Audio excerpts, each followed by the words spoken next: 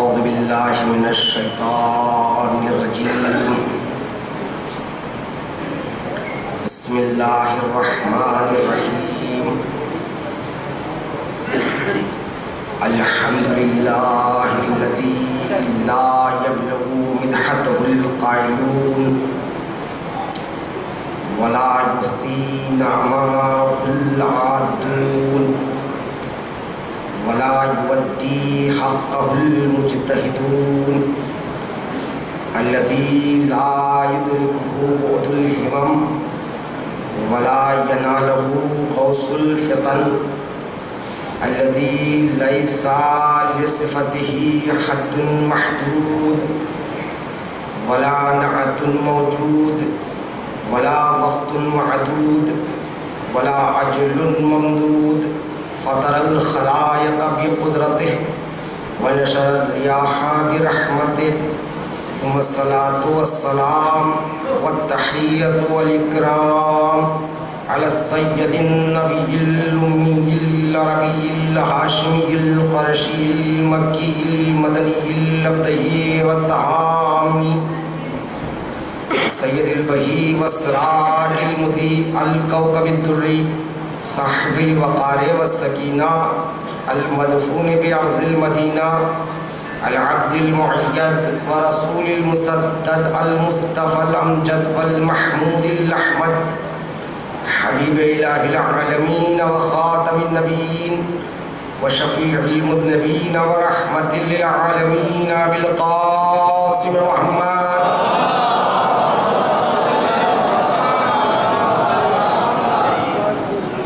الطيبين الطاهرين المعصومين المظلومين المنتخبين الصابرين الشاكرين واللعنة الدائمة على أعدائهم وغاصب حقوقهم ومنكر فضائلهم ومناقبهم ومصائبهم وعظمتهم وولايتهم أجمعين من يوم ظلمهم إلى يوم الدين. أما بعد فقد قال الله تعالى تبارك في كتابه الكريم وهو أصدق القائلين قوله الحق بسم الله الرحمن الرحيم هو الله الخالق البارئ المصور له الأسماء الحسنى يسبح له ما في السماوات والأرض وهو العزيز الحكيم. صلوات پڑھیں.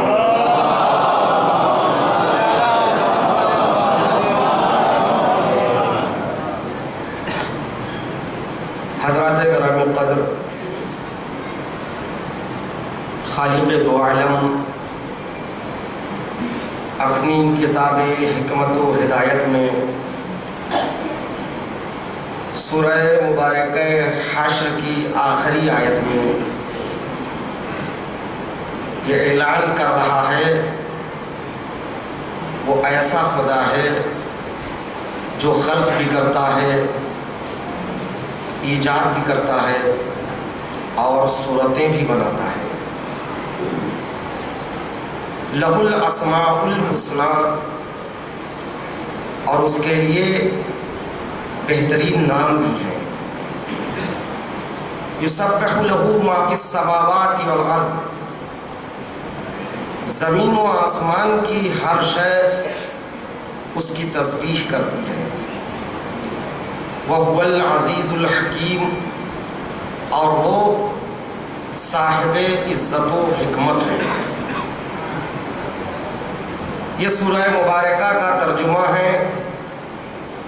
مسلسل اسی آیہ کریمہ کے ذیل میں اہل بیت تجلی گاہ اسماء الحسنی کے عنوان کے تحت ہماری گفتگو جاری و ساری ہے. لہ الاسماء الحسنی، اسماء اسم کی جمع ہے، حسنی بہترین. لہ الاسماء الحسنی، اللہ کے لیے بہترین نام ہے. عزیزان محترم، وہ خالق وہ باری، وہ مصور، وہ عزیز، وہ حکیم، یہ اس کے اسماء حسنی ہیں۔ جب اللہ کے اسماء حسنی ہیں، اس کے بہترین نام ہیں، تو وہ اپنے بندوں سے بھی یہ چاہتا ہے کہ وہ اپنے بہترین نام رکھیں۔ حدیثوں میں وارد ہے جب اولاد کی دولت نصیب ہوتی ہے تو ماں باپ کی پہلی ذمہ داری یہ ہے کہ وہ بہترین نام کا انتخاب اپنی اولاد کے لیے کریں۔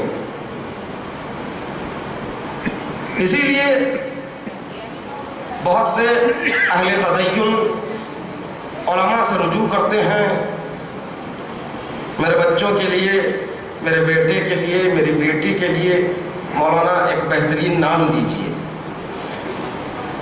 لیکن بسا اوقات یہ کہا جاتا ہے کہ نیا نام دیجیے۔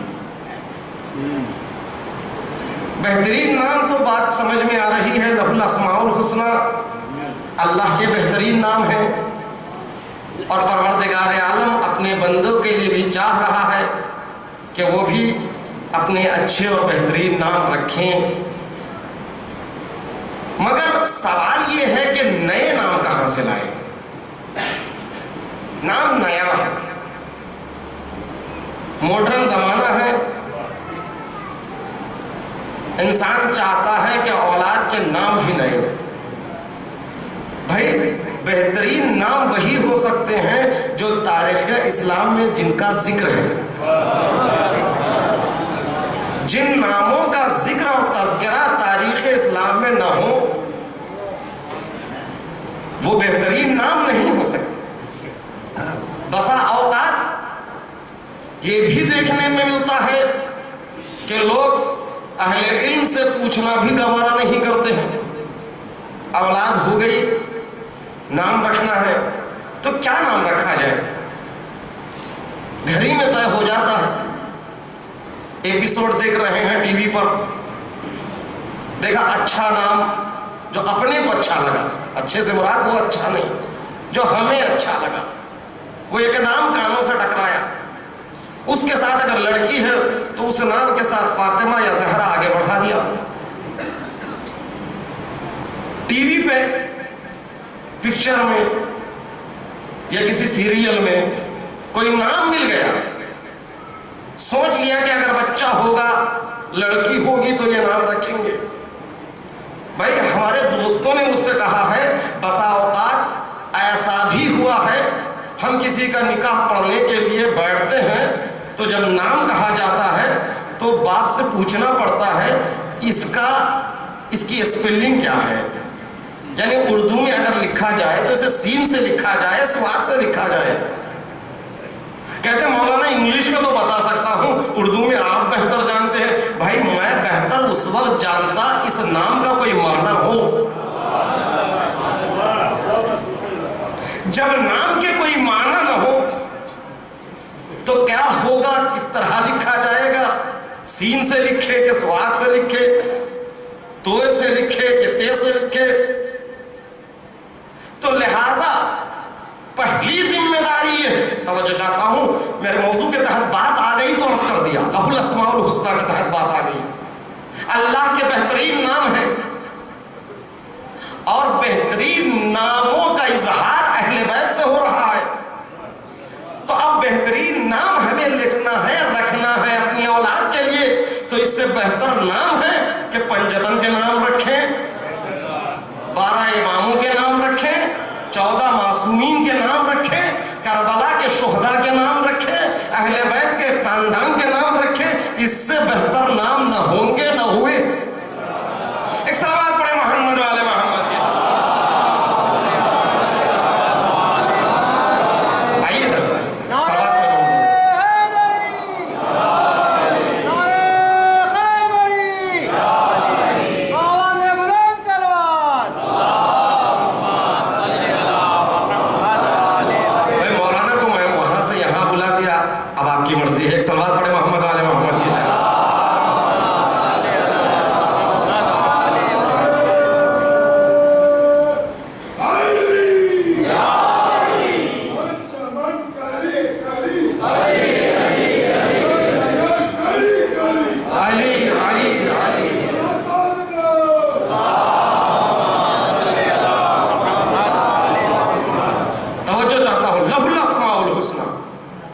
اللہ کے لیے بہترین نام ہے، اور ان بہترین ناموں کا اظہار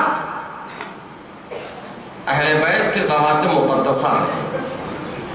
تو ہمیں اپنی اولاد کے لیے بہترین ناموں کا انتخاب کرنا ہے تو یہی نام ہے۔ حتیٰ رسول اسلام سے حدیث مروی ہے،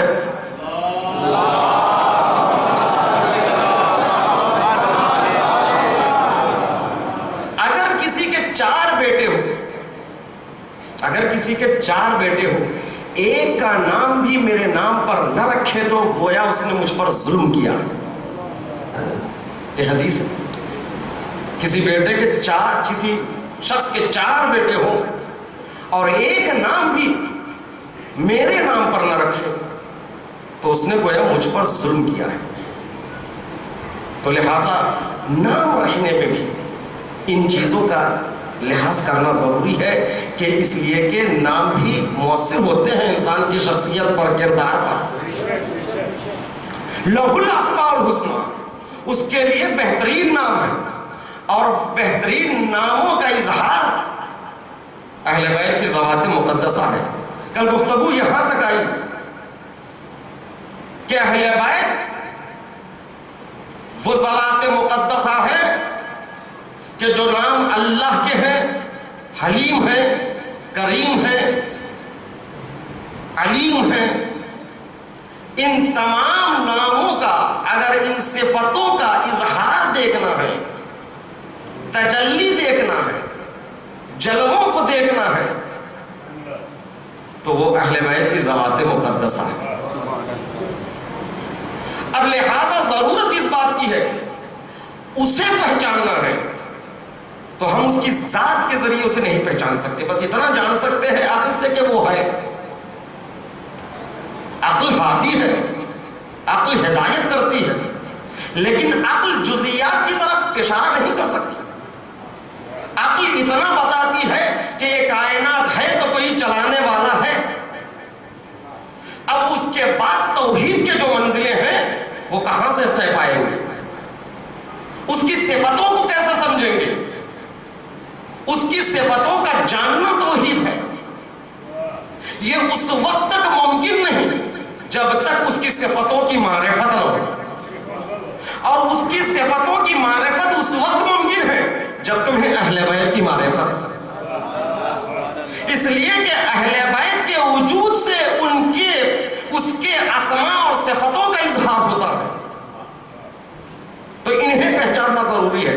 اسی لیے فرمایا ہے لا يقبل من عهد طاعة الا بولایتنا الا بمعرفتنا، کسی ایک کی بھی عبادت قابل قبول نہیں جب تک ہماری معرفت نہ ہو۔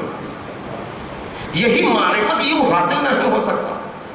معرفت، عرفان یعنی پہچاننا، شناخت، یہ علم کے ذریعے ممکن ہے۔ اور علم بھی کہاں ملے گا؟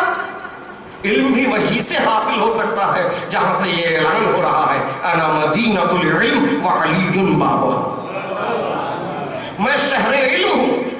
رسول فرماتے ہیں میں شہر علم ہوں اور علی اس کا دروازہ ہے۔ اب علم چاہیے تو در علی پر آؤ، اس لیے کہ علی ہی وہ شخصیت ہے جو یہ دعویٰ کر رہا ہے سلونی سلونی قبل ان تفقدونی، جو چاہے مجھ سے پوچھ لو قبل اس کے کہ میں تمہارے درمیان سے چلا نہ جاؤں۔ میں اس لیے رک کر کہہ رہا تھا، اکثر لوگوں کے ذہن میں یہی ترجمہ ہے، قبل اس کے کہ میں تمہارے درمیان سے چلا نہ جاؤں، قبل اس کے کہ میں تمہارے درمیان سے اٹھ نہ جاؤں۔ مولانا تشریف فرما ہے عربی میں فاقدہ کہتے کھونے کو، اٹھنے کو نہیں کہتے، چلے جانے کو نہیں کہتے، عربی میں کہتے ہیں فاقدہ کھونے کو۔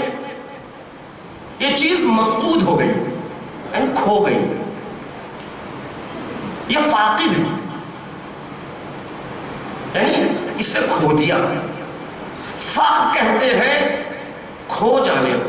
مولا نے یہ نہیں فرمایا جو چاہے مجھ سے پوچھ لو قبل اس کے کہ میں تمہارے درمیان سے اٹھ نہ جاؤں.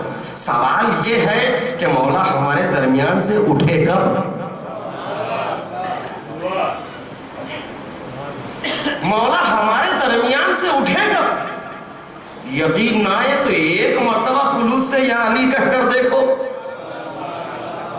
جو چلا جاتا ہے وہ آتا نہیں، جو درمیان میں ہے وہی پہنچتا ہے. شاعر نے 4 مصرے بڑے خوبصورت کہے ہیں. کہتا ہے مٹ گیا صدیوں کا جیسے فاصلہ ایسا لگا. عزیزان محترم، پہلا مصرع ذہن سے نکل رہا ہے. ایک صلوات پڑھیں محمد والے محمد.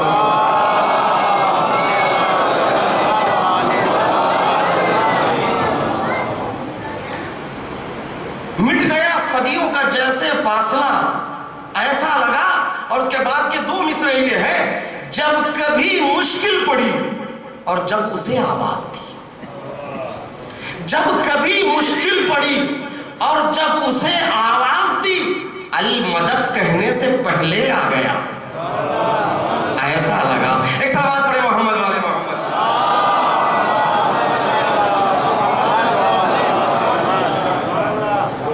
سلونی سلونی کا دعویٰ کر رہا ہے ہمارے درمیان میں. تو ان سے پوچھو یہ کون ہے؟ یہ خود اعلان کہہ رہے ہیں، نحنو باب اللہ، ہم اللہ کے دروازے ہیں. تم کو خدا تک پہنچنا ہے تو ہم سے ہو کے گزرو. ان کے پاس آؤ، علم حاصل کرو. جو یہاں سے مل جائے وہ علم ہے، جو یہاں سے مل جائے وہ علم ہے. یاد رکھیے، علم کتابوں کو پڑھ لینے کا نام نہیں ہے. علم اصطلاحات کو رٹ لینے کا نام نہیں ہے. علم مدارسوں میں مدت طویل تک رہ جانے کا نام نہیں ہے. علم امامے کے خوبصورت ہونے کا نام نہیں ہے. علم دوش پر لہراتے ہوئے اباؤں کو سجانے کا نام نہیں ہے. علم جسم پہ موجود لباس سے نہیں معلوم ہوتا، علم کا پتہ کردار سے ہوتا ہے. لہذا کبھی کسی شخص کو طویل مدت تک کسی حوضے میں دیکھ کر دھوکہ نہ کھا جانا، لباس کی وضعیت کو دیکھ کر دھوکہ نہ کھا جانا. کیوں؟ اس لیے کہ علم کہاں سے؟ علم نور ہے. امام صادق علیہ الصلوۃ والسلام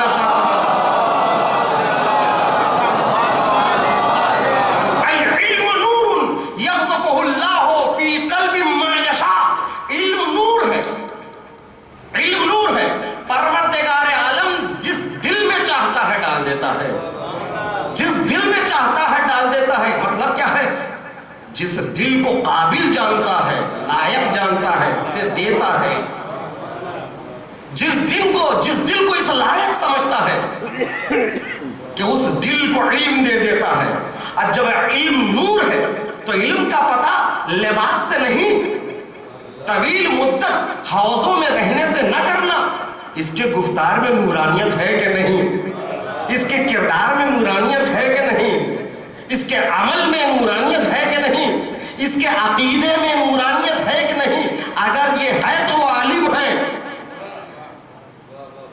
میرا مطلب ہرگز یہ نہیں ہے کوئی یہ نہ سمجھے میں خود صاحب لباس ہوں، طالب علم ہوں، میں حوضے میں رہتا ہوں.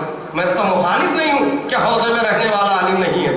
حوضات اور کتابیں علم تک پہنچنے کا وسیلہ ہے. حوضات اور یہ کتابیں جو ہیں وہ علم تک پہنچنے کا وسیلہ ہے، مگر شرط یہ ہے کہ اس وسیلے کے ساتھ انسان کے اندر تہذیب نفس ہو. اگر تہذیب نفس ہے تو وہ کتابوں کو پڑھ کر علم تک پہنچتا ہے. اگر تہذیب نفس نہیں ہے تو بلعام باہورا بھی عالم تھا. بڑے عالم ملیں گے آپ. قتل حسین کا فتویٰ دینے والا قاضی شرح بھی عالم تھا. ابو موسیٰ اشعری بھی عالم تھا. ظاہری طور پر عالم تو تھے یہ، مگر حقیقی علم نہیں تھا. کیوں؟ اس لیے کہ تہذیب نفس نہیں ہے. جس کا نفس پاکیزہ نہیں ہوتا اس کے پاس اہل بیت کا علم نہیں آ سکتا ہے. ایسا بات پڑھے محمد والے.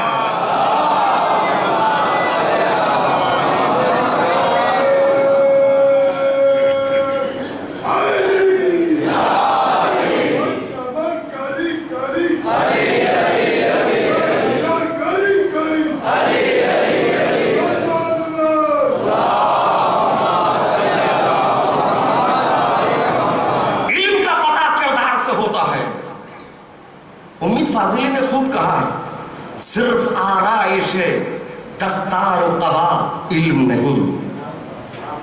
صرف آرائش دستار و قبا علم نہیں. سند و جب و مسند کی فضا علم نہیں. سند و جب و مسند کی فضا علم نہیں. بے یقینی میں عقیدہ بخدا علم نہیں. بے یقینی میں عقیدہ بخدا علم نہیں. جس میں دھڑکن نہ ہو دل کی وہ نوا علم نہیں. علم وہ ہے جو عزائم کو عمل دیتا ہے. علم وہ ہے جو عزائم کو عمل دیتا ہے اور عمل وقت کی رفتار بدل دیتا ہے. اور عمل وقت کی رفتار بدل دیتا ہے. اور جہل اور علم کے مقابل میں دو مصرے اور یاد آ رہے ہیں. جہل ہو, جہل کے ہاتھ میں تلوار کا مطلب ہے فساد. جہل کے ہاتھ میں تلوار کا مطلب ہے فساد. علم کے ہاتھ میں تلوار کے معنی ہے جہاد. توجہ چاہتا ہوں میرے عزیزو. جہل کے ہاتھ میں تلوار کا مطلب ہے فساد. علم کے ہاتھ میں تلوار کے معنی ہے جہاد. دیکھیے آج تلواریں دونوں جگہ نظر آ رہی ہے. داعش کے ہاتھ میں بھی تلوار ہے, حزب اللہ کے ہاتھوں میں بھی تلوار ہے. کہیں علم ہے, کہیں جہل ہے. جہاں جہل ہے وہ فساد ہے, جہاں علم ہے وہ جہاد ہے.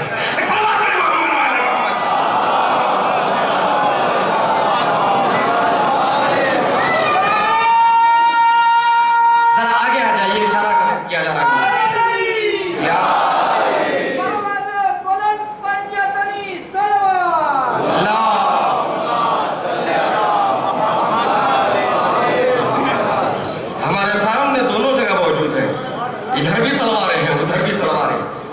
ادھر ظلم ہو رہا ہے, تلوار کے ذریعے ظلم ہو رہا ہے. یہاں تلوار کے ذریعے ظلم کو مٹایا جا رہا ہے. ظلم کی ریشہ کنی ہو رہی ہے. ایک صورت دیکھ کر کبھی ایک نہ سمجھنا. کہیں دہشت گردی ہو رہی ہے, کہیں دہشت گردی کا خاتمہ ہو رہا. تو علم, اگر علم کے پاس تلوار ہے تو وہ جہاد ہے. تو عزیزان محترم, عالم کو اس کے کردار سے پہچانو, اور کردار علم کے ساتھ اگر اس کے پاس تہذیب نفس ہے, نیک نیتی ہے, تو پھر وہ عالم ہے. اور اچھا یہاں پر کوئی یہ بھی دھوکہ نہ کھا جائے, علماء میں اختلاف کی وجہ سے فساد پھیل رہا ہے. توجہ چاہتا ہوں میرے عزیزو, اس لیے کہ دور حاضر کا کرنٹ ٹاپک ہے. علماء کے درمیان میں فساد ہے, اختلاف ہے. دیکھیے بات یہ ہے, اذا فسد العالم فسد العالم. جب عالم فاسد ہو جاتا ہے تو عالم فاسد ہو جاتا ہے. یہ حدیث ہے, قول معصوم ہے. عالم اگر فساد کرنے لگے تو اس کا فساد اس کے گھر تک محدود نہیں رہتا. عالم کا فساد عالم تک پہنچتا ہے. لیکن اختلاف کو کبھی فساد نہ سمجھنا. علماء کے جو اختلافات ہوتے ہیں وہ مبانی کے اختلاف کی بنا پر ہیں. ایک عالم نے کہا, ایک مجتہد نے, ایک مرجع تقلید نے, اگر روزے کی حالت میں, اگر مثال کے طور پر حج کے موسم میں احرام باندھ کر آپ نے یہ عمل کیا تو آپ کو کفارہ دینا ہے. دوسرے نے کہا نہیں, کفارہ نہیں دینا. اب اختلاف کرنے کی ضرورت نہیں, سیدھی سی دو بات ہے. جو ان کے مقلد ہیں وہ یہ کہتے ہیں آپ نے یہ عمل انجام دیا, مثال کے طور پر سائے میں سفر کر لیا تو آپ کو کفارہ دینا ہے. انہوں نے کہا کہ رات میں سائے میں اگر سفر بھی کر رہے ہیں تو کفارہ نہیں دینا ہے. جو ان کے مقلد ہیں وہ نہ دے کفارہ, نہ کوئی اختلاف ہے یہ، اس لیے کہ دونوں کے مبانی مختلف ہیں. ان کے پاس جو روایت، جو حدیث معتبر ہے، وہ کسی اور وجہ کے ان کے پاس معتبر نہیں. یہ اعتبارات کی بنا پر، مبانی کے اختلافات کی بنا پر، یہ فتووں میں اختلاف ہے. کبھی اس کو یہ نہ کہنا فساد ہے. پڑھے لکھے حضرات ہیں، آپ جانتے ہیں، 2 ڈاکٹر 2 PhD دونوں ایک ہی چیز کے ماہر. ایک مریض آیا تو ایک ڈاکٹر کہتا ہے کہ اس کا آپریشن ضروری ہے، دوسرے کے پاس جائیے وہ کہہ دے گا کہ دوائیوں سے ٹھیک ہو جائے گا، آپریشن کی ضرورت نہیں. ہدف اس کا بھی یہ ہے کہ مرض کو شفا دے، ہدف اس کا بھی یہی ہے کہ مریض کو شفا دے، لیکن طریقے علاج مختلف ہیں. تو اسی طرح علماء کے فتووں کے اختلافات کو عوام کے درمیان، یعنی لوگوں کے درمیان میں اختلاف کا سبب نہ بنائیں. جو جس کا مقلد ہے وہ اس پر عمل کرے. ہمیں بحث کرنے کی گنجائش نہیں ہے، ہمیں اتنا علم نہیں ہے کہ علماء کے فتووں پر ہم بحث کریں. ہاں، جو علماء ہیں، جو طالب علم ہیں، جو شاگرد ہیں، انہیں اتنا اختیار ہے کہ وہ علمی اعتراضات کر سکتے ہیں. وہ بھی صرف علماء کو اختیار ہے، عوام کو نہیں. وہ علمی اعتراضات کر سکتے ہیں مگر شخصیت کشی نہیں کر سکتے، کسی شخصیت کو خراب نہیں کر سکتے. وہ بھی اعتراضات علمی ہو اور نیک نیتی سے آپ اعتراضات کریں تاکہ فقیہ سے آپ معلوم کریں کہ اس کا جواب کیا ہے، آپ بتائیے. ہماری نظر میں تو آپ کا استدلال سست محسوس ہوتا ہے، ہم طالب علم ہیں، آپ بتائیے. تو پھر یہ مجتہد کی ذمہ داری ہے جو فتویٰ دیا ہے اس کے مبانی کو پیش کریں. آج دنیا ہمیں دیکھ رہی ہے، ایک ہی تو قوم ہے جو ہوشیار ہے، ایک ہی تو قوم ہے جس کے پاس 2 طاقتیں ہیں، ایک مرجعیت ہے، ایک آزاداری ہے. یعنی تشیع کے 2 پر ہیں. توجہ چاہتا ہوں میرے عزیزو، تشیع ایک ایسا پرندہ ہے جو فضاؤں میں اڑتا ہے، اور جب اڑتا ہے تو اس کے 2 پر ہوتے ہیں. ایک پر کا نام ہے مرجعیت، ایک پر کا نام ہے آزاداری. یہ 2 پروں کی بنا پر یہ فرشتہ، یہ پرندہ تشیع بلند فضاؤں میں پرواز کر رہا ہے. تو دشمن کی تیاری یہی ہے، دشمن چاہتا یہ ہے کہ پرندہ فلک سے زمین پر گر جائے. تو ایک ہی کام ممکن ہے کہ ان کے پروں کو کاٹ دو، مرجعیت سے انہیں جدا کر دو، آزاداری سے جدا کر دو. ایک سلام پڑھے محمد والے محمد.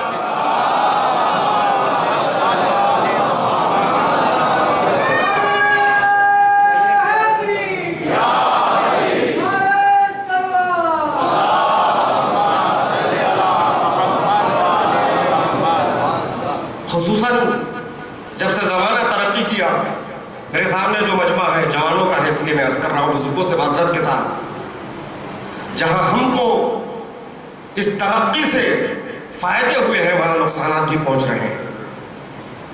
جیسے مثال دور حاضر میں واٹس ایپ کتنا وقت کھا جاتا ہے انسان کا. تمر السحاب وقت انسان کو بادلوں کی طرح گزر جاتا ہے. بیٹھے ہیں گھنٹوں گھنٹوں، بحث بیکار کی بحثیں ہو رہی ہیں، کسی کا لحاظ نہیں. کبھی کسی مرجع کے خلاف لکھ دیا، کبھی کسی عالم کے خلاف لکھ دیا. عزیزان محترم، جاگنے کا وقت ہے.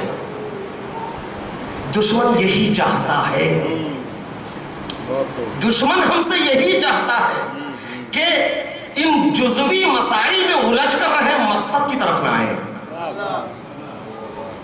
جزوی مسائل کی طرف آئے. ہم اہل بیت کے در سے وابستہ ہے، جن کے لیے یہ کہا گیا ہے، جن کے لیے اسی زیارت جامع کبیرہ میں ہے، خزان العلم، یہ علم کے خزانہ دار ہے. اگر اہل بیت سے قریب ہونا ہے تو اسی صفت کے ذریعے ہو سکتے ہیں. یعنی صفت علم ان کے اور ہمارے درمیان میں ایک پل ہے، اسی پل سے ہو کر ان سے قریب ہو سکتے ہیں. جتنی صفتیں اہل بیت میں ہیں وہ صفتیں ہمارے لیے راہیں ہیں، ان راہوں کے ذریعے ہم ان تک پہنچتے ہیں. وہ امام ہے تو وہ امام المتقین ہے، متقین کا امام ہے. تو تقوی حاصل کرو گے تو متقین بھی ہوگے، جب متقین میں ہو جاؤ گے تو وہ تمہارا امام ہوگا. ایک سوال پڑھے محمد والے محمد.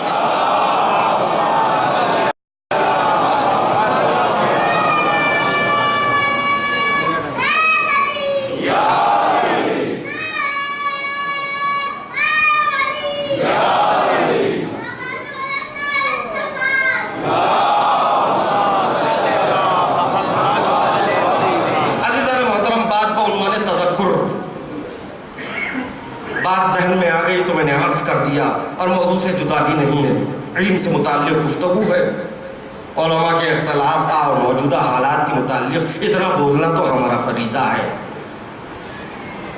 اب ہماری گفتگو اسماء حسنہ اور اہل بیت، زیارت جامع کبیرہ کا پہلا جملہ، السلام علیکم یا اہل بیت النبوہ، یہاں سے زیارت کا آغاز ہے۔ اب دیکھیے وہ اس کے لیے اسماء حسنہ ہے، ان اسماء حسنہ کی تجلی یہاں سے کیسے ہو رہی ہے، یہاں سے سمجھ میں آتا ہے۔ ابھی شاعر محترم نے ایک مصرع کہا ہے، تفسیر ہے، کیا تھا مصرع؟ تفسیر ہے۔ تو یقیناً زیارت جامع کبیرہ کے لیے یہی کہا گیا، یہ تفسیر قرآن ناطق ہے۔ زیارت جامع کبیرہ تفسیر قرآن ناطق ہے، تو قرآن ناطق کی تفسیر پڑھنا ہے تو زیارت کبیرہ کو اٹھو۔ اہل بیت نبوہ، توجہ چاہتا ہوں، امام کی تعلیم کردہ زیارت ہے۔ میں نے پہلی مجلس میں کہا تھا کلام امام امام کلام ہے، سمجھنے کی ضرورت ہے۔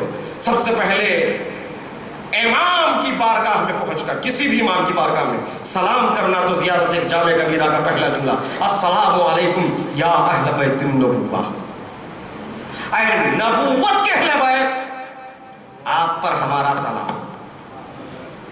توجہ چاہتا ہوں، زیارت میں یہ نہیں کہا نبی کے اہل بیت، یہ نہیں کہا محمد کے اہل بیت، یہ کہا نبوت کے اہل بیت۔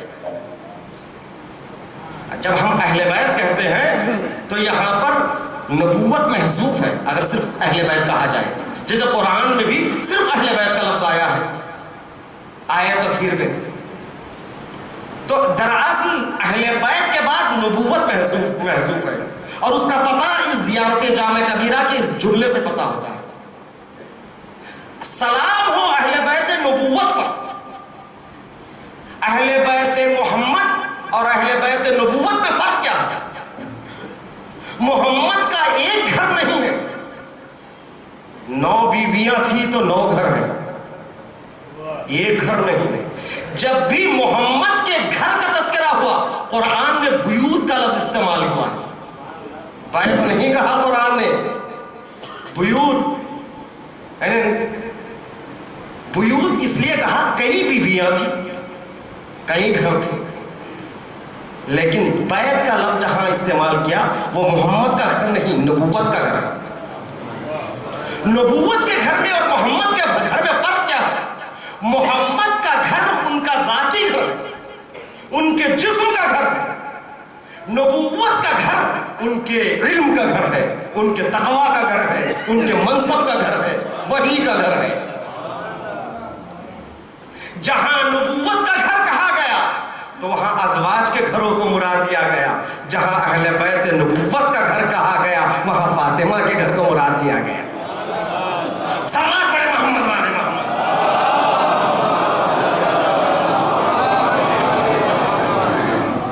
فاطمہ سلام اللہ علیہا کا گھر قرار پایا ہے، اہل بیت نبوت۔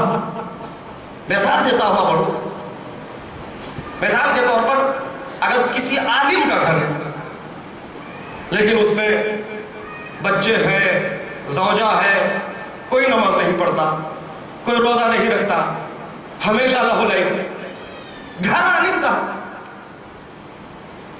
لوگ کیا کہیں گے؟ یہ عالم کا گھر نہیں ہو سکتا، یہ کہا جاتا ہے یہ گھر عالم کا نہیں ہو سکتا۔ وہ جو عالم اس میں رہتا ہے وہ سند اٹھا کے بتا دے گا، آپ کو اگر میرا گھر نہیں لگتا ہے تو آپ جا کر کورٹ میں چیلنج کر سکتے ہیں، میرے پاس سند موجود ہے۔ لیکن آپ کی مراد کیا تھی؟ آپ اس اعتبار سے نہیں کہہ رہے کہ عالم کا گھر نہیں ہو سکتا، توجہ چاہتا ہوں میرے عزیزوں، یعنی سند کے اعتبار سے عالم کا گھر تو ہے، لیکن عالم کا گھر جیسے ہونا چاہیے، یعنی علم کا گھر جیسے ہونا چاہیے، صاحب علم کا گھر جیسے ہونا چاہیے، ویسا گھر نہیں ہے تو اس کو کہا جاتا ہے عالم کا گھر نہیں ہے۔ اسی طرح نبوت کا گھر اور ہے،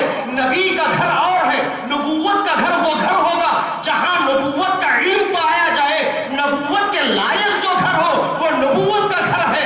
گھر بہت ہے مدینے میں رسول کے، لیکن جو نبوت کا گھر ہے وہ صرف فاطمہ کا گھر ہے. ایک سب بات پڑے محمد والے محمد.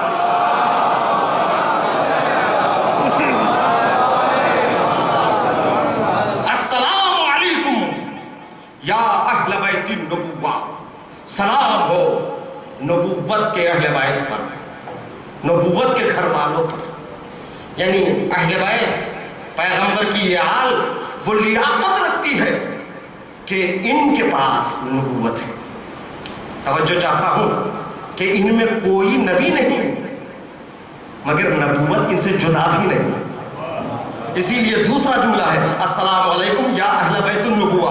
بعد کا جملہ ہے وہ موضع الرسالہ. اہل بیت کون ہے؟ موضع رسالت. موضع کس کو کہتے ہیں؟ میم واو زوات عین، عربی میں کہتے ہیں ذات.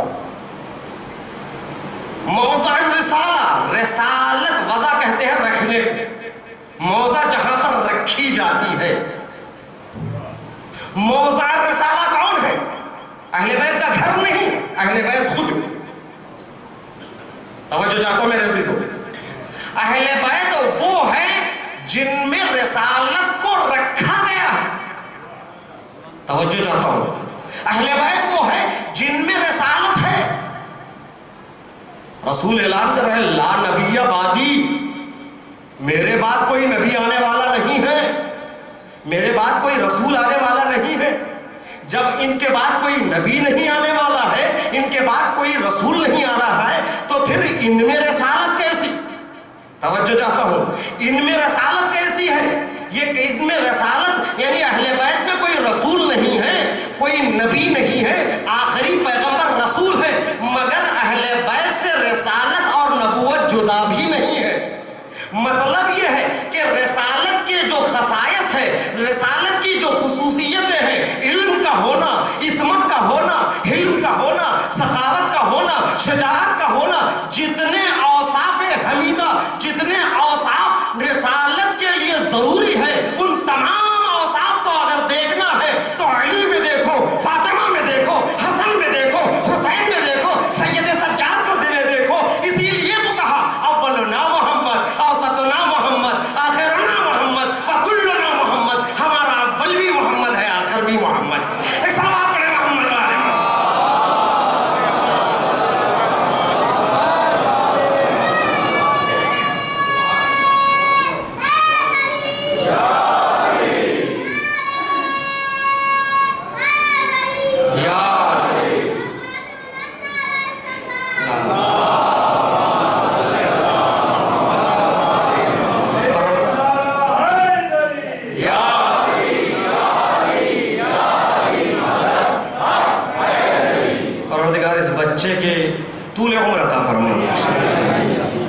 خوشی ہوتی ہے جب بچے بیٹھتے ہیں غور سے سنتے ہیں.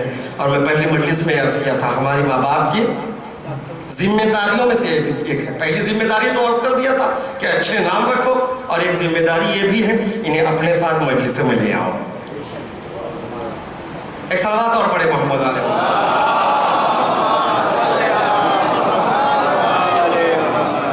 اہل بیت نبوت پر سلام.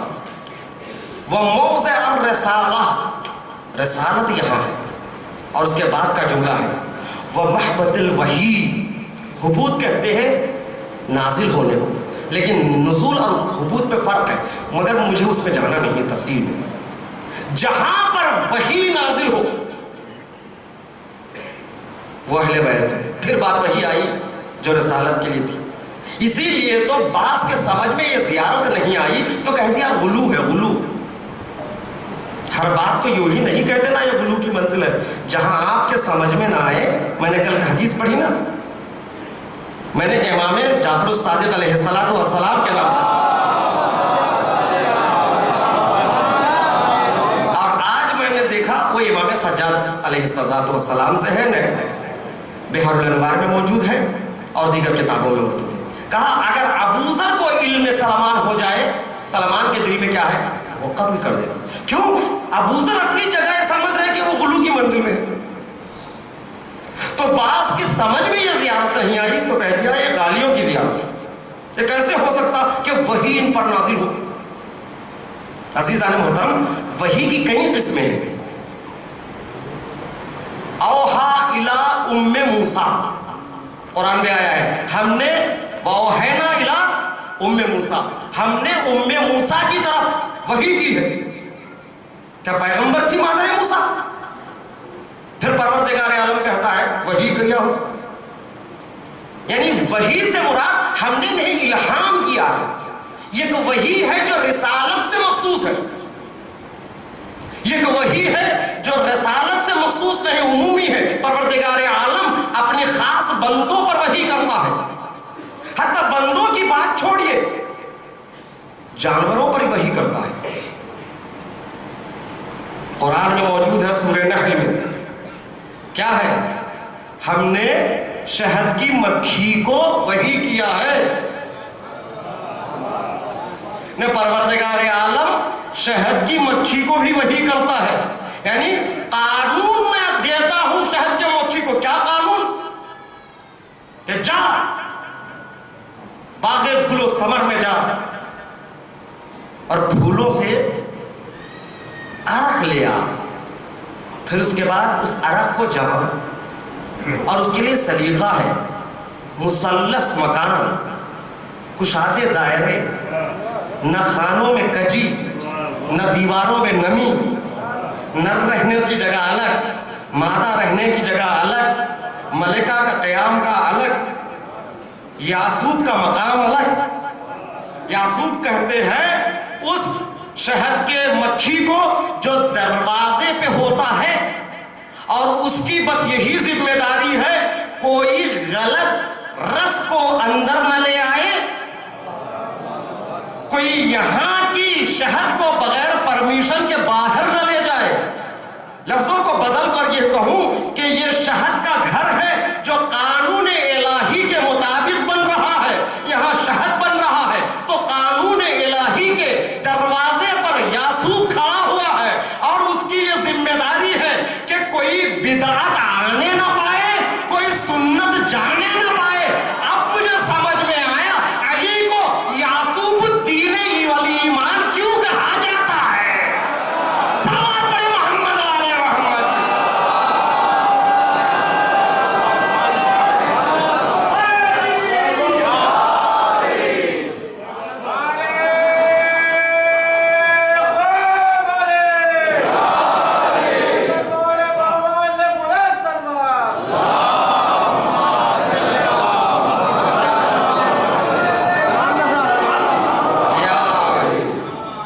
صلوات پڑھیں محمد والے محمد۔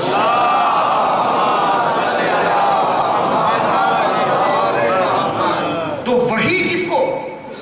وہی شہد کے مہکی کے لیے بھی ہے، قانون کے مطابق گھر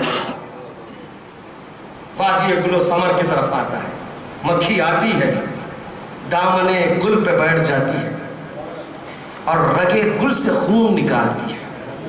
توجہ چاہتا ہوں میرے عزیزوں، رگے گل سے خون نکالتی ہے، اس کو اپنے دامن میں محفوظ کر لیتی ہے اور لا کے جمع کر دیتی ہے، وہ بنتا ہے شہد۔ قانون کے مطابق ہے پورا کام، سسٹم، کیونکہ پروردگار عالم کہہ رہا ہے میں نے وہی کیا۔ سسٹم جہاں قانون الہی کے مطابق ہو وہاں عصمت ہی عصمت ہے، غلطی نہیں ہو سکتی۔ شہد کا یہ کام بھی اللہ اکبر کیسے وحی کے اشارے پر کام بڑھ رہا ہے۔ آج دنیا بڑی ترقی کی ہے، کیا کوئی انجینئر شہد کی مکھی جیسا گھر بنا کے دکھا سکے گا؟ کیوں نہیں دکھا پائے گا؟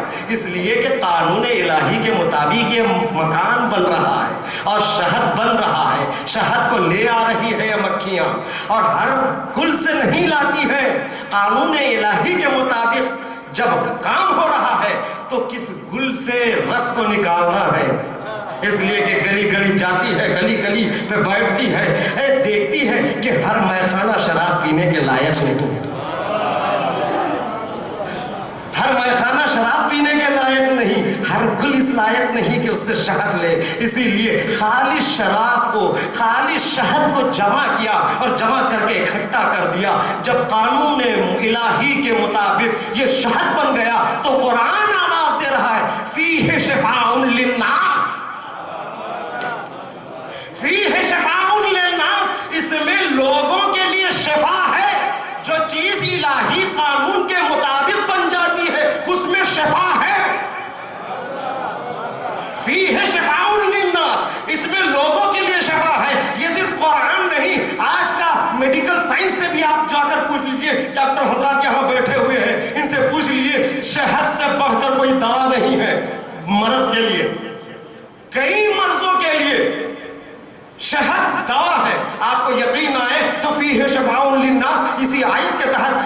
لیے نمونہ اٹھا کر دیکھ لیجئے. آیت اللہ مکارم شیرازی نے ایک طویل فہرست کو گنایا ہے. شہد کس کس چیز کے لیے شفا ہے؟ فیہ شفاء للناس. قانون الہی کے مطابق یہ کام ہوا.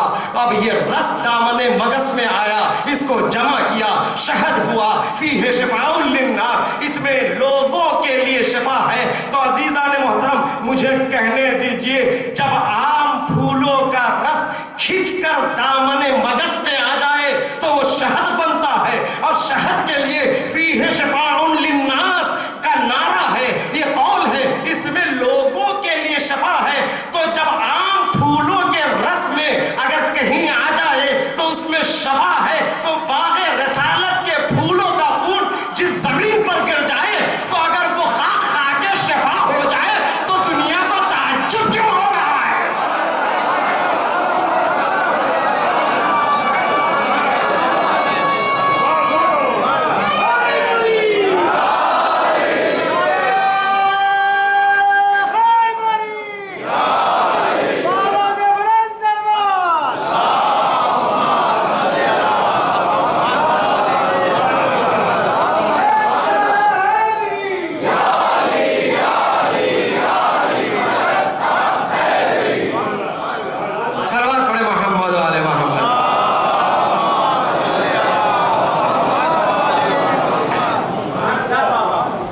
شہد وہ ہے جو قانون الہی کے مطابق ہے.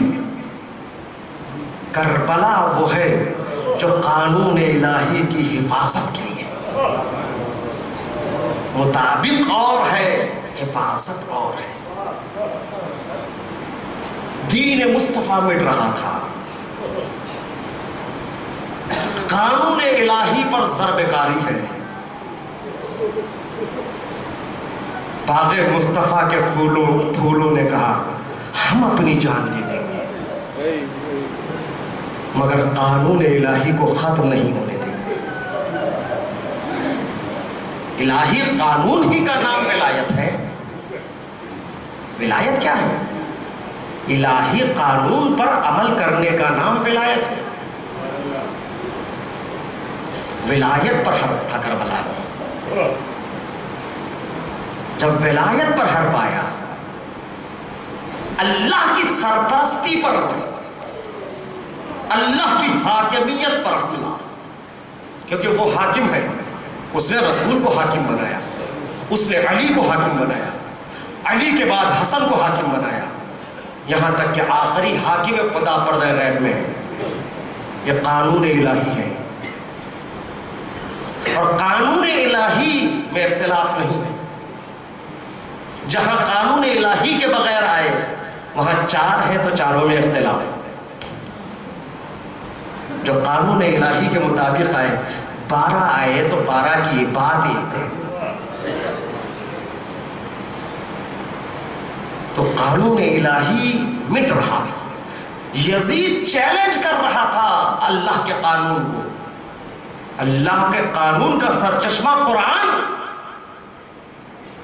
قرآن وہ وحی. توجہ تھا میرے عزیز, اہل بیت یوں ہی موضع رسالہ نہیں ہے. محبت الوحی, وحی محفوظ یہاں ہے, یہ خانہ وحی ہے. انہوں نے وحی کو بچایا کربلا کے میدان میں. یہ کہ ظالم یہ کہہ رہا تھا لعبت بنو ہاشم بالملک لا خبر جاء ولا وحی نزل. یہ تو بنی ہاشم کا کھیل تھا. نہ محمد پر کوئی وحی آئی نہ کوئی آیت اتری. اسلام مجموعہ ہے وحی الہی کا, قانون الہی کا, اور قانون الہی وحی سے بنے, اور ڈائریکٹ حملہ کر رہا ہے وحی پر یزید, اور خود کو خلیفۃ المسلمین بھی کہہ رہا ہے. عجیب تضاد دیکھیے, قانون الہی پر حملہ, یہ وحی نہیں ہے, یہ بنی ہاشم کا کھیل ہے. حسین نے شہادت دے کر بھی بتایا کہ ہم وحی کی حفاظت کرتے ہیں.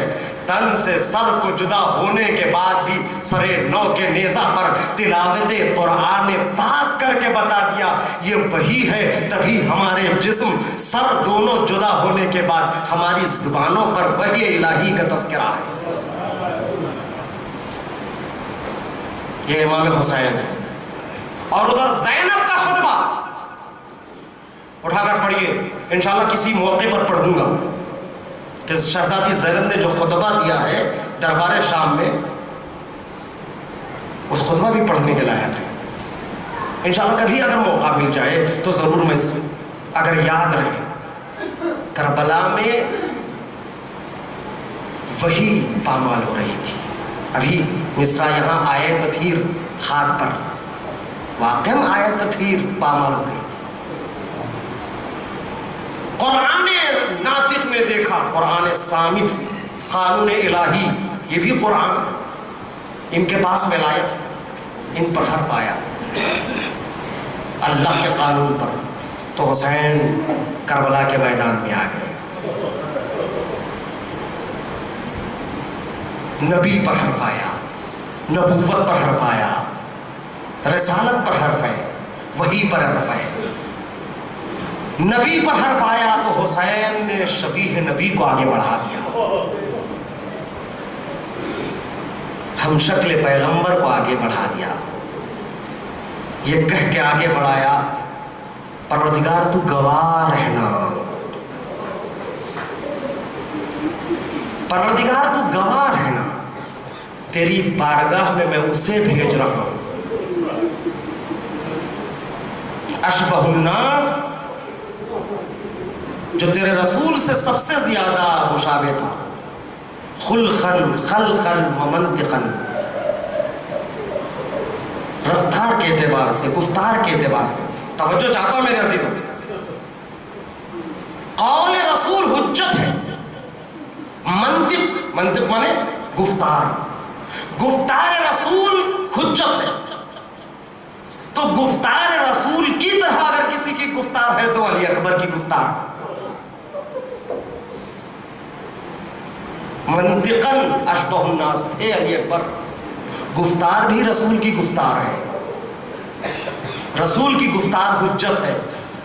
तो रसूल के गुफ्तार की तरह अगर किसी की गुफ्तार है तो अली अकबर की गुफ्तार है। रसूल की ये गुफ्तार क़यामत तक बाकी रहेगी। तो अली अकबर ने एक जुमला कहा, क़यामत तक वो जुमला बाकी रहेगा। एक जुमला मैदान से लौटते हुए कहा, और एक आवाज अली अकबर की सुबह आशूरा, अली अकबर ने अजान दी, अजान अली अकबर के तुफैल में क़यामत तक अजानें बाकी रहेगी। जो विलायतुल्लाह और विलायत अली से मुंसलिक अजानें हैं वो क़यामत तक बाकी रहेगी, ये अली अकबर के तुफैल में बाकी रहेगी। जब लौट कर आए तो अली अकबर ने कहा, क्या पानी की सबील है बाबा? ये लफ्ज़ सबील का इस्तेमाल सबसे पहले अली अकबर ने किया, तारीख में हुआ, मगर अली अकबर ने जब इस लफ्ज़ का इस्तेमाल किया तो इतना मोतबर ये लफ्ज़ बन गया, हमारे मुहर्रम में सबीलें लगती है इसी नाम से। क्यों कहते हैं सबीले नजर हुसैन? इसलिए कि अली अकबर की दहने इस्मत से निकले, दहने अजमत से, अगर इस्मत भी कहा तो गलत नहीं कहा, दहने अजमत से निकले हुए जुमले लफ्ज़ सबील है। क़यामत तक सबीलें बाकी रहेगी, अली अकबर का सदका है। इसलिए कि अली अकबर की वजह से सबीलें हैं। गुफ्तार रसूल बाकी है तो गुफ्तार शबीह रसूल की क़यामत तक बाकी रहेगी अमली सूरत में। अली अकबर मैदान को जा रहे हैं। लो आज़ादारो, जवानों की तादाद है, दिल चाहता है हम शबीह पैगंबर का मातम करो। परवरदिगार इन जवानों को आबाद रख, परवरदिगार इनके दिलों को, हम सब के दिलों को मोहब्बत व विलायत अहले बैत से हमेशा रोशन रख। जवानों, अली अकबर का मातम आपने मुहर्रम में किया, चंद जुमले मसाइब के और मजलिस तमाम। पुरसा दीजिए फातिमा को अली अकबर का, हुसैन को पुरसा दीजिए अली अकबर का, क्योंकि हुसैन ने अकबर के बाद एक जुमला कहा, या बुनैया बादकल अफा, बेटा तुम्हारे बाद जिंदगानी दुनिया पर खाक हो।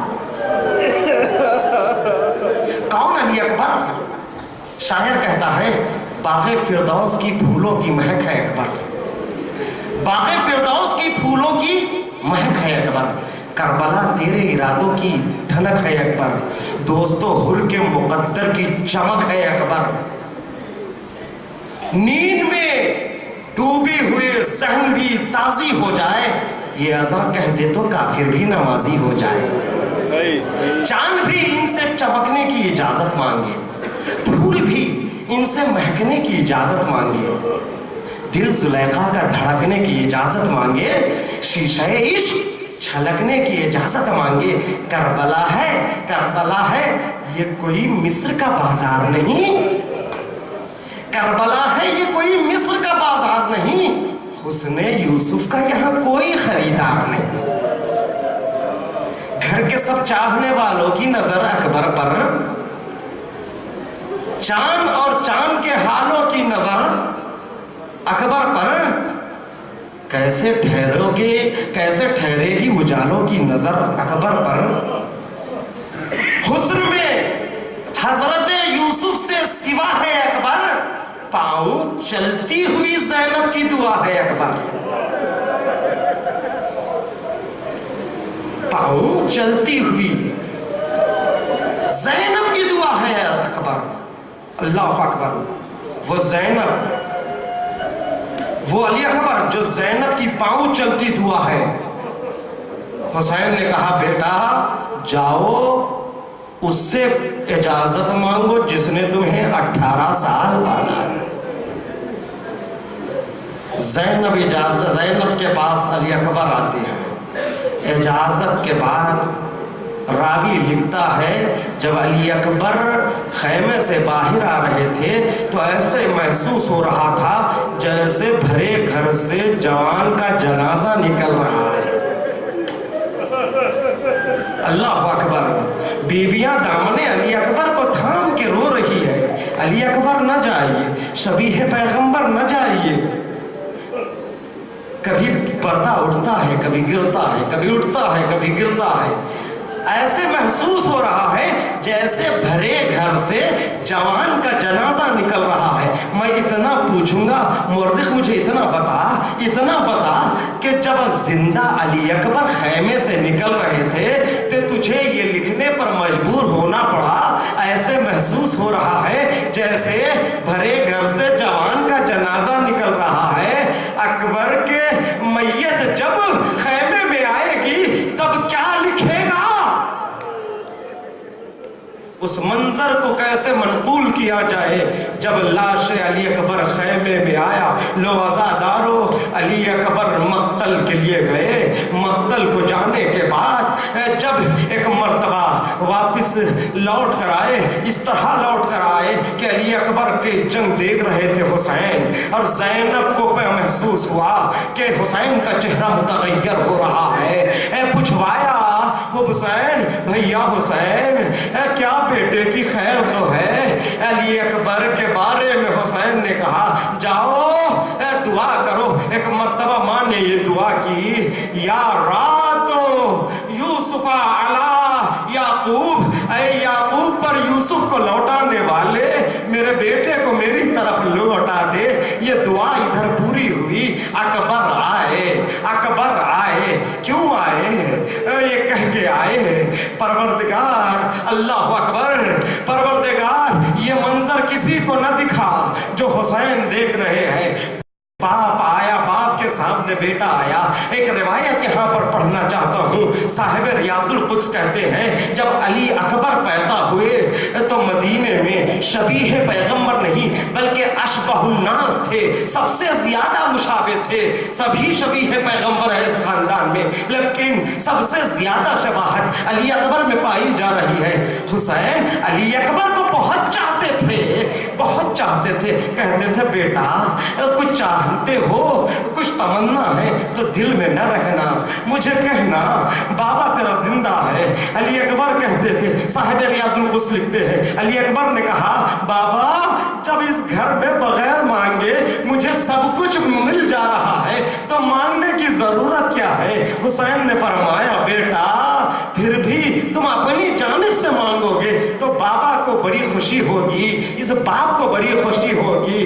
अली अकबर ने कहा बाबा वक्त आएगा तो जरूर मांगूंगा। अली अकबर मदीने में जवान हो गए लेकिन कभी कुछ नहीं मांगा। करबला में आए अली अकबर ने कुछ नहीं मांगा। आशूर का दिन आया अली अकबर ने कुछ नहीं मांगा। मक्तल को गए अली अकबर ने कुछ नहीं मांगा। लौट कर आए बाबा क्या सबीले आब है। अल्लाह अकबर, अकबर ने मांगा तो बाबा से क्या मांगा। और हाय रे बाप की मजबूरी। अल्लाह अकबर, हाय रे बाप की मजबूरी। क्या अली अकबर को पता नहीं है कि बाबा प्यासा है, फिर सबीले आप का जिक्र क्यों किया। अज़ादारों शायद तारीख को ये बताना चाहते हैं, ये न समझना अली अकबर प्यासा है। अब ये भी देखो मेरा बाबा कितना प्यासा है। जब जिक्र सबीले आप हुआ हुसैन ने कहा बेटा अपनी जबान मेरे मुंह में दे दो। जब जबान को दी तो फौरन खींच लिया। कहा बाबा आप तो मुझसे ज्यादा प्यासे हैं। बाबा आप तो मुझसे ज्यादा प्यासे हैं। बाबा अली अकबर खुदा हाफिज, तुम्हें बाबा अली हौज़े कौसर पर सैराब करेंगे। जाओ अली अकबर। अली अकबर गए, क्या देखा आहट महसूस हुई। पलट कर देखा, क्या देखा बूढ़ा बाप कमर पे हाथ रखे पीछे पीछे चला आ रहा है। अली अकबर मरकब से उतरे, बाबा आपने ही तो भेजा। अल्लाह अकबर, अजीब हसास जवाब दिया हुसैन ने कहा बेटा तुम साहिबे औलाद होते तो पता चलता बेटे के जाने के बाद बाप के दिल पे क्या गुजरती है। लोज़ादारों हुसैन ने दोबारा अली अकबर को रुखसत किया। अली अकबर मक्तल में आए। मक्तल में आने के बाद जंग करते करते एक मर्तबा अली अकबर ने आवाज दी या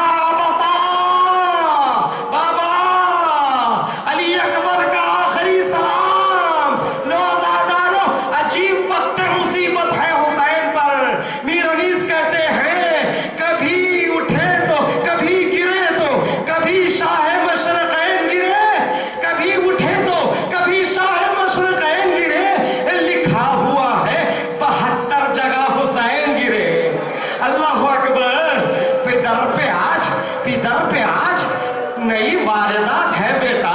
खबर नहीं मुझे दिन है कि रात है बेटा। हाय अब आंखों में रोशनी नहीं।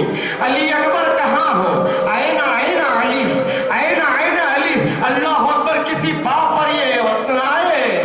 साहिब रियाजुल कुछ के आखिरी जुमले मजलिस को तमाम कर रहा हूँ। पुरसाती लीजिए जवानों, आज मातम करो अली अकबर का।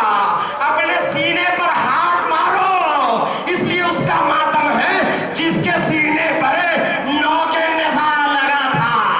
अज़ादारों आखिरी रिवायत और मजलिस को तमाम कर रहा हूँ। अली अकबर गिरे।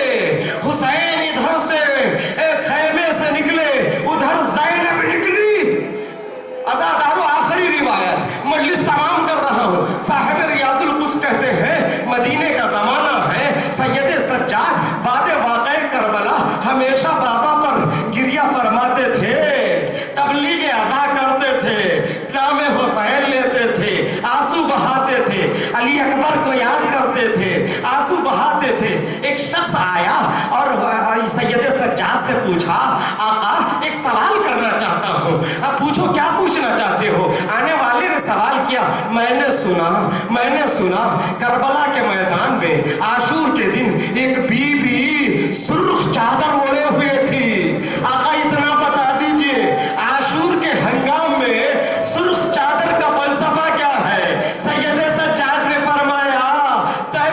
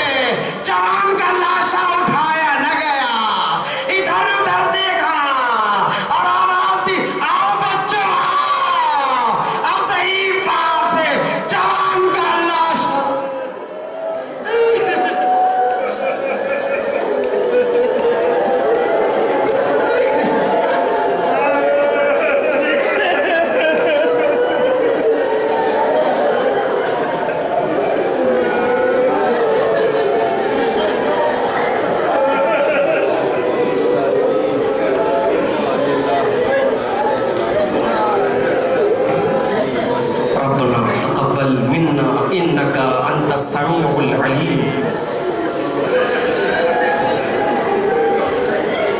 پروردگار واسطہ محمد و آل محمد کا اس ذکر قلیل کو ہم سب سے قبول فرما. پروردگار ان آنسوؤں کو دامن زہرا میں جگہ عطا فرما. پروردگارا کوئی غم نہ دے ہمیں سوائے غم حسین کے. پروردگارا کچھ لوگوں نے مجھے خبر دی ہے کہ مختلف جواب پر کچھ لوگ بیمار ہیں. پروردگارا تجھے کربلا والوں کا واسطہ جتنے مریض اور بیمار ہیں ان کو شفائے کاملہ اور عاجلہ عنایت فرما. پروردگارا جہاں جہاں اہل بیت کے چاہنے والے ہیں اللہ کے سچے بندے ہیں ان تمام کی جان مال عزت آبرو اور ناموس کی حفاظت فرما. پروردگارا ہمارے مساجد ہمارے مقدس مقامات کی حفاظت فرما. پروردگارا ہمارے علماء اعلیٰ مراجع تقلید کا سایہ ہمارے سروں پر سلامت رہے. پروردگارا دشمنان اسلام کو نیست و نابود فرما. پروردگارا ہمارے دلوں میں ولایت اہل بیت کے نور کو دن بدن اضافہ فرما. پروردگارا جو پریشان حال ہیں ان کی پریشانیوں کو ان سے دور فرما. جو مقروض ہیں ان کو خزانہ غیب سے عطا فرما. پروردگارا جو مسافرین سفر کربلا کے لیے عازم ہیں ان کی جان مال عزت و آبرو کی حفاظت فرما. ہمارے امام کے ظہور میں تعجیل فرما. ہم سب کو ان کے اعوان و انصار میں شمار فرما. ایک اعلان یہ ہے انشاءاللہ کل یہ مجلس ذرا پہلے شروع ہو جائے گی. آپ تمام حضرات سے گزارش ہے کہ وقت سے پہلے تشریف لے آئے. کتنے بجے شروع ہوگی؟ 8:15 بجے انشاءاللہ میں ممبر پر رہوں گا کیونکہ اس کے بعد اور ایک مجلس ہے اور وہ مجلس اور یہاں بخل اعلان کریں گے.